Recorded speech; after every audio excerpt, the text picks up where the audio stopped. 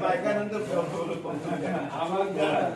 आमचा सोबत बीडचा भगवानरावचा लहान पोरगा आणि त्याची वडील चुलती वाढली भेटत झालं आमच्या ते दिनकरावचा मोठा म्हणून ना रडा लागला मोठमोठे ती बाळू म्हणला ए भांड्या काय नाटक लावले तो अरे आयुष्यभर आम्हाला हेच केलं तुम्ही रडून बी द्यायला आमचा बाप मिळाला तो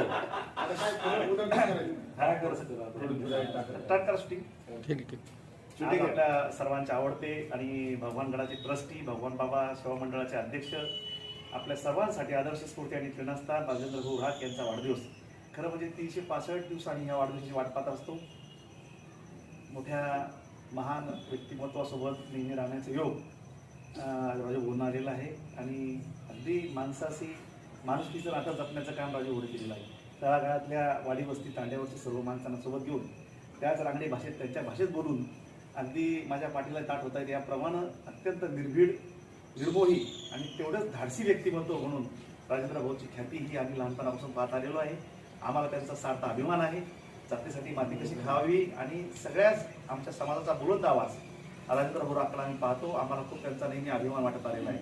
मित्र हो, कसं हे आपल्या कुटुंबापुरतं जगत असताना ते खूप मोठ्या उंचीवरती जाऊ शकले असते, परंतु सर्वांची स्वप्न साकार करण्यासाठी प्रकाश भाऊ त्यांची ख्याती महान आहे. आज आता चैतन्याचं समोर उदाहरण आहे. हे एकच नाही चैतन्य भैया, तर मी कमीत कमी 200-300 उदाहरण असे पाहिजे की ते मामा म्हणून तिथे उभं राहिले. अलीकडच्या काळामध्ये कोरोनाच्या काळामध्ये त्यांना किती मामा काका दादा नाना सगळ्या उपाध्याय त्यांना आहेत आणि भाऊ ॲप्रिशिएट करण्यासाठी भावना ऋण व्यक्त करण्यासाठीच हा दिवस असतो. आमच्याकडे शब्द नाहीत. तुम्ही जे सगळ्याच लोकांसाठी तुम्हाला एका समाजापुरतं मी समित करू इच्छित नाही. मी सगळ्या ठिकाणी सर मुस्लिममध्ये जा बौद्धमध्ये जा आमच्या समाजात जा सगळ्या समाजातल्या तळागाळातल्या माणसावर पाठीवर हात ठेवण्याचं काम आणि मला फक्त लढ म्हणा याप्रमाणे राजूभाऊंची भूमिका राहिलेली आहे. त्यांच्या सहवासात जे आले त्यांचा परिस्पर्श झालेला आहे, आनंद झालेला आहे. आम्हाला खूप त्यांचा आनंद वाटतो, अभिमान वाटतो. मला नेहमी जगत म्हणत आलेले आहेत.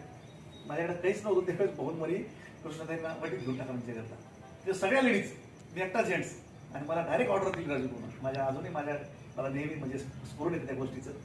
मी तिथं असतो तर परमनंट झाला असतो, काही विषय नव्हता तो. परंतु जिल्हा परिषदेची नोकरी आली राजूभाऊ ठीक आहे काय हरकत नाही, तुझ्या मनाप्रमाणे जा.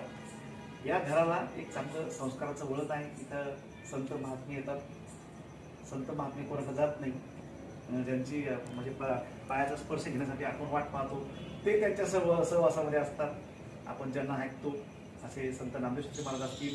भगवान बाबांची ख्याती सुद्धा राख परिवाराला आहे. मोठे त्यांचे जे काही दिनकर भाऊ राख वाचलं जेव्हा चरित्र म्हणजे भगवान बाबांच्या शेवटच्या